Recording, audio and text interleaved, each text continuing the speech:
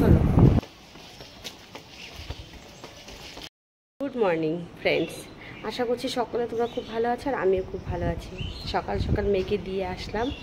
আজকে না খুব রোদ উঠেছে, আবার সাথে হালকা হাওয়াও আছে। জানি না আজকে কি গরমটা পড়বে। এখন আগে এসেছি, চাটা খেয়ে নেই, তারপরে সারাদিন কী করা যায় দেখি। একটা মেয়েকে কত কিছু করতে হয় সংসারের জন্য, মানে এক এক সময় এক এক রকমভাবে অনেক কিছুই করতে হয় সংসারের জন্য, কিন্তু তারপরেও অনেক সময় শুনতে হয় যে কোনো কাজই করি না। এটা কিন্তু শুনতেই হয় সবাইকে। তা দেখো আজকে পুজো আছে দেখে এখন আমাদের কাজের মেয়েটা আসতে অনেকটা লেট আছে ওর জন্য মানে আমার শাশুড়ি মা বললো তুমি ঘরটা মুছে দাও, পুজোর টাইম হয়ে যাচ্ছে।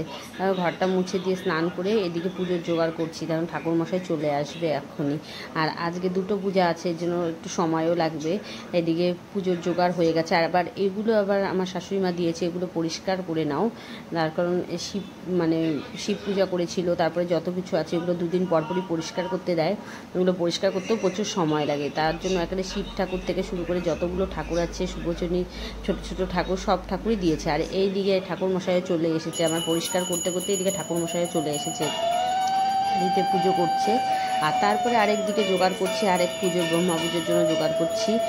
ওই দিকেও হচ্ছে পুজোর টাইম হয়ে গেছে, ওই দিকেও করতে হবে। ওই দিকে আবার মিষ্টান্ন করতে হবে, ওই জন্য ঠাকুরমশাই আবার মিষ্টান্ন বসিয়ে দিয়েছে, অন্য মানে ভোগ ঘরেতে বসিয়ে দিয়েছে। বাড়িতে 12 মাসে 13 পার্বণ লেগেই থাকে, মানে পুজোর পর পুজো চলতেই থাকে। যাক, আজকে হচ্ছে তোমার এই পুজোটা হয়ে নিয়ে তারপরে ব্রহ্মা পূজা হবে। আর ব্রহ্মা পূজা করার জন্য ঠাকুরমশাই এসে গেছে, ওখানে মিষ্টান্নও বসিয়ে দিয়েছে, ভোগ ঘরে রান্না করছে ঠাকুরমশাই। মিষ্টান্ন হয়ে গেলে পরে আবার হচ্ছে ব্রহ্মা পূজা করবে।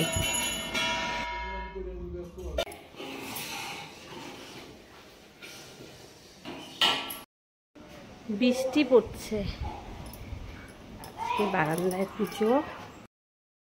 আর এখানে আমরা আজকে ব্রহ্মা পূজা করছি, একদম বারান্দাটা পুরোটাই ফাঁকা। একদিকে ভালোই হয়েছে আজকে, মানে বারান্দায় কাজ নেই, যার জন্য একদম ফাঁকা আছে, আর পুজো করতেও সুবিধা হয়েছে।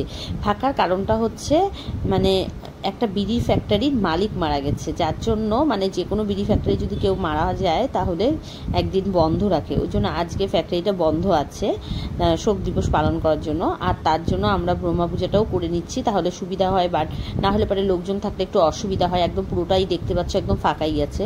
আর এখন সব কিছু জোগাড় হয়ে গেছে, এখন ঠাকুরমশাইও পুজোতে বসে গেছে, এখন পুজোও শুরু করে দিয়েছে।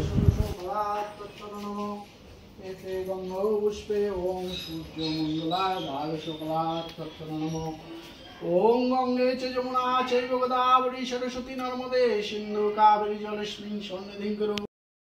ইনাকে হায়ার করে নিয়ে আসছি আজকে রান্না করার জন্য। হ্যাঁ, কি খাওয়াবা সেটা বলো আগে। হ্যাঁ, কাঁকড় ভাজা, হ্যাঁ, ভেন্ডি চচ্চড়ি, হ্যাঁ, আর কলাজের রসা, হ্যাঁ, আর কি আছে চিংড়ি।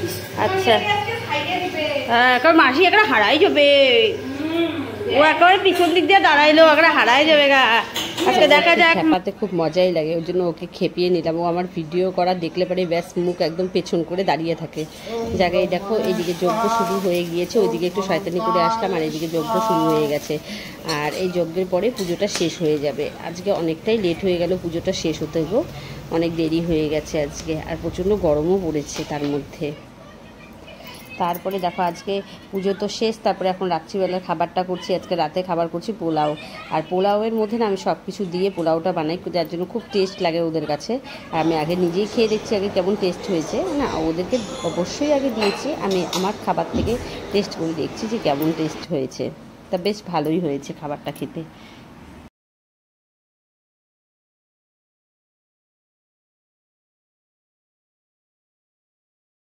আজকের মতো আমার ভিডিওটাকে এখানেই শেষ করছি। যদি ভালো লাগে অবশ্যই লাইক, কমেন্ট, শেয়ার এবং সাবস্ক্রাইব করতে ভুলো না।